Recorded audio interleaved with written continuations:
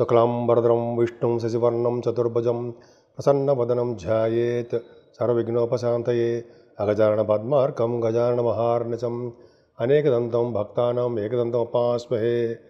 ఓం గం గణపతయే నమః. ఓం శ్రీమాత్రే నమః. ఓం శ్రీ గురుభ్యోం నమః. మనం ఇప్పుడు జూన్ 29 నుంచి జూలై 5వ తారీఖు వరకు కూడా ఆ వారం రోజులు గ్రహాల ప్రభావం తెలుసుకుందామండి. దానికంటే ముందర నా పేరు వాడరేవ్ ఆదినారాయణరావు శర్మ. మకర రాశి వాళ్ళకి ఈ వారం అద్భుతంగా ఉంది. ముఖ్యంగా రాహు మీకు ద్వితీయ బలం ఉన్నప్పటికీ ధనప్రాప్తిని కలిగిస్తాడండి. ఆయన గురుడు చూస్తున్నాడు, కుజుడు చూస్తున్నాడు కాబట్టి ధనం సమృద్ధిగా ఉంటుంది. కాబట్టి ఉన్న ఊరు నుంచి దూరంగా ఉండడానికి అవకాశాలు ఉన్నాయి. మకర రాశి వాళ్ళకి శనీశ్వరుడు 3వ భావంలో ఉండడం వల్ల చక్కగా ప్రయాణం చేస్తూ సరదాగా ఎంజాయ్ చేస్తూ మీ తమ్ముళ్ళని చెల్లెళ్ళని చూసుకుంటూ వాళ్ళతో సరదా కాలక్షేపం చేస్తూ హాయిగా ప్రశాంతమైన జీవితం గడుపుతూ ఉంటారు. ప్రయాణాలంటే మీకు బాగా ఇష్టము. జర్నీస్లో బాగా మీకు సక్సెస్ చేస్తూ ఉంటారు, ఆనందంగా ఉంటారు. ఏదైనా పంచమ స్థానంలో శుక్రుడు మంచిదే. 29వ తారీఖు నుంచి పంచమ స్థానంలోకి వచ్చాడండి శుక్రుడు. మంచి చేస్తారు కాబట్టి మంచి చేస్తారు తప్ప చెడు చేయడానికి అవకాశాలు లేవు. జూన్ నుంచి అంటే ఏం చేస్తాడు, పంచమ స్థానంలో శుక్రుడు ఉండడం వల్ల ఆడపిల్లల్ని పుత్రికా సంతాన యోగం బాధ్యత ఆయన తీసుకుంటాడు. పుత్రికలు కలుగుతూ ఉంటారు. అలాగే మీరు సినిమా రంగంలో వెనక్కి తిరిగి చూసుకోరు. కళారంగంలో సాహిత్యం కంటే సంగీతం కానీ నృత్య కళాకారులు కానీ బాగా అవకాశాలు ఉంటాయి శుక్రుడు కాబట్టి. టెలివిజన్ రంగంలోనూ సినిమా రంగాల్లో కూడా డెవలప్మెంట్స్ ఉంటాయండి. మకర రాశి వాళ్ళకి బ్యూటిఫుల్గా ఉంటారు, బ్రహ్మాండంగా సక్సెస్ అవుతారు, డౌటే లేదు. అంతేకాకుండా స్టాక్ మార్కెట్లో కూడా మీరు బాగా ధన సంపాదన ఉంటుంది. అలాగే మీకు కొంతమంది రాజకీయ రంగంలో ఉంటే వాళ్ళకి పొలిటికల్గా ఇన్ఫ్లుయెన్స్ బాగా ఉంటుంది. ఏదైనా 6వ భావంలో రవి ఉండడం, గురుడు ఉండడం, ఒక యోగం మంచి రవి ఉండడం అదృష్టం ఉండే. మీకు కాంపిటీషన్ ఎగ్జామ్స్లో బాగా సక్సెస్ అయ్యేట్ చేస్తూ ఉంటాడు రవి.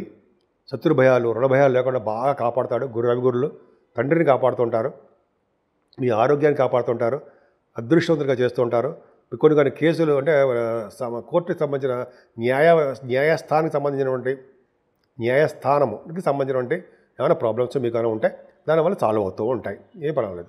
సప్తమ స్థానంలో బుధుడు కూడా మంచివాడారండి, చెడు చేయడు. వ్యాపారాల నిమిత్తం బహుశా మీరు దూర ప్రాంతాలకు వెళ్ళవలసి వస్తూ ఉంటుంది. భార్యాభర్తల యొక్క అనురాగ దాంపత్య జీవితం బ్రహ్మాండంగా ఉంటుంది. ఏదైనా అష్టమ స్థానంలో కుజుడితో కలిసిన కేతు శుద్ధ తప్పు. అంటే శుద్ధ తప్పు అంటే సప్తమాధిపతి చతుర్థాధిపతి అష్టమానికి గడపడం తప్పు కదండి.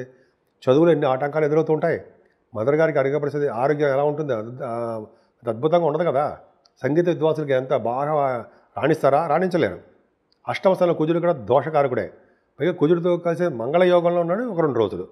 ఆ 2 రోజులు మీకు యోగాన్ని కలిగిస్తాడు. కేతువుతో కలిసి కుజుడు కాబట్టి యాక్సిడెంట్స్ ఇవ్వడానికి అవకాశం ఉంది. భయం అనేదండి, అందరికీ ఏమి యాక్సిడెంట్స్ అయిపోతాయి అనే మన దేశం అంతా ఏమైపోతుంది. యాక్సిడెంట్స్ అందరికీ ఏం కావు. చిన్న చిన్న దెబ్బలు తగ్గడము, చిన్నగా రక్తం కనపడము, కూరలు తరుగుతున్నప్పుడు చేకొచ్చుకోవడము, నడుస్తూ పడిపోవడం, ఇది చిన్న చిన్న ఇబ్బందులు తప్ప ఏదో భయపడిపోయి ఆవేశపడిపోయి ఏమీ బ్రహ్మాండంగా ఉండండి. మకర రాశి వాడికి భాగ్యస్థానాన్ని సరిచూస్తాడు కాబట్టి భాగ్యం వృద్ధి కాదు. మీ వ్యాపారాలు నష్టాలు రావడానికి స్లోగా వెళ్ళడానికి అవకాశాలు ఉన్నాయి. మీరు విదేశాలు చదువు కోసం వెళ్ళిపోదాం తహతాలాడుతూ తాపత్రయపడిపోవడం అవకాశం లేదు.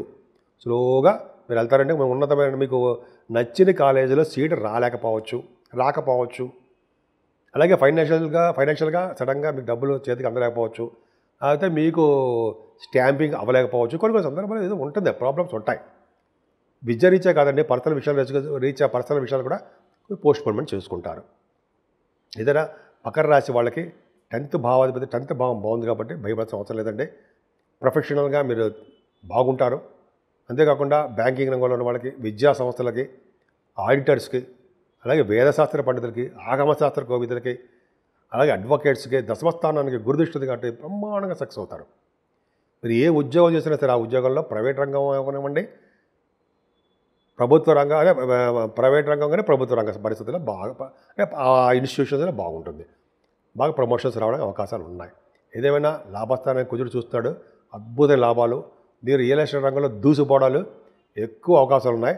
అంతేకాకుండా 12వ భావాన్ని కూడా గురుడు చూస్తున్నాడు కదండి.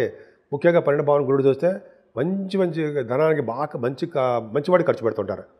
గుడులు గోపురాలకి ధనం ఇవ్వడము, అలాగే చెరువులు బావులు తవ్వించడము, ఇంకా చెప్పాలంటే సన్మానాల కోసం డబ్బులు ఖర్చు పెట్టుకోవడము, సన్మానాల కోసం మనం డబ్బు ఖర్చు పెట్టుకుంటాం, వాళ్ళు ఖర్చు పెట్టుకుని మన సన్మానాలు చేస్తారు. అవునా? కరెక్ట్, అంతే. ఇలా సన్మానాలు జరగడము అనేక రకాల మంచి మంచి పనులు రీత్యా మనకి బాగా జరుగుతుందండి. ఏదేమైనా సర్పదోషంలో రాహుకేతుల మధ్యలో సవ్యకాల సర్పదోషంలో ఉండిపోయాం ప్లానెట్స్ అన్నీ. కాబట్టి మీరు జాగ్రత్తగా ఉండండి, విజయం సాధించండి, అదృష్టాన్ని మీకు ఆటోమేటిక్గా వచ్చి తీరుతుంది. మేషరాశి నుంచి మీనరాశి వరకు వారికి అందరికీ కూడా పరిష్కార మార్గాలు అంటాం కదండి, రెమెడీస్ అంటాం కదా. అసలు ఏం చేసుకుంటే ఈ నెల మొత్తం కూడా జూన్ ఎండింగ్ అనమాట, జూలై నెలలో ఈ వారం రోజులు మనం ఎలా ఉంటాం, మన ఆరోగ్య పరిస్థితి ఎలా ఉంటుంది, మన వ్యాపారాలు ఎలా ఉంటాయి, మన పిల్లలు ఎలా ఉంటారు, ఇవన్నీ తెలుసుకుందామండి.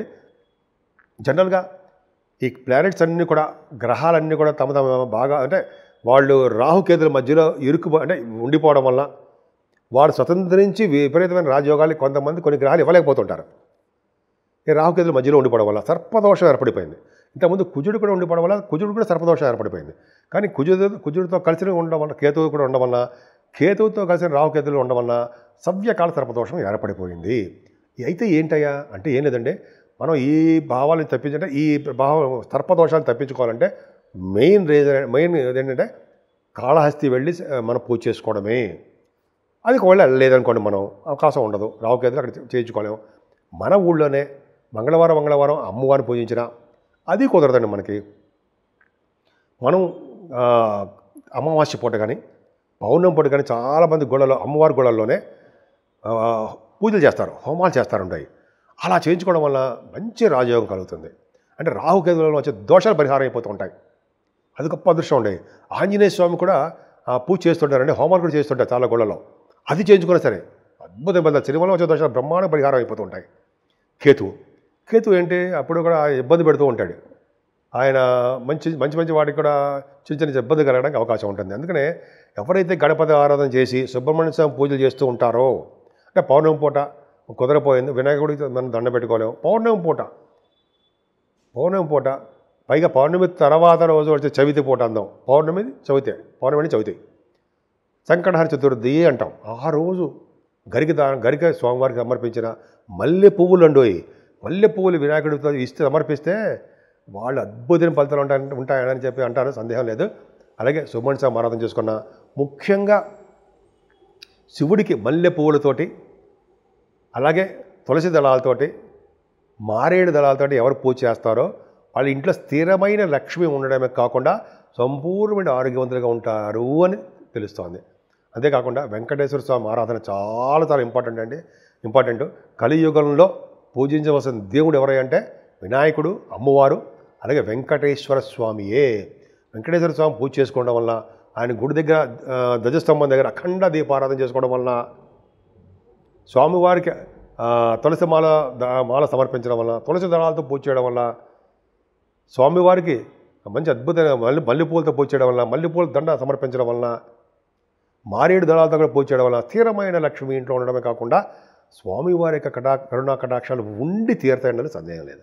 సో ఆ విధంగా 12 రాశుల వాళ్ళకి మనకి తగ్గట్టుగా మనకి భగవంతుడు ఇచ్చిన ప్రసాదంగా స్వీకరిస్తూ, మనకి ఏ దేవుడు ఇష్టం ఉంటే ఆ దేవుడికి పూజ చేసుకుంటూ నిమగ్నమైపోయి భక్తి శ్రద్ధలతో చేస్తే ఆ పూజ ఫలిస్తుంది. ఈ విధంగా అన్ని రాసుల వాళ్ళకి చాలా బాగుండాలని, అన్ని రంగాల్లో కూడా ముందంజలో ఉండాలని, ప్రతి శుభ విషయాలు వాటంతా అవే కలిసి వచ్చి మీరు ఆనందప్రదంగా ఉండాలని ఉంటారని కూడా నేను మనస్ఫూర్తిగా కోరుకుంటున్నాను.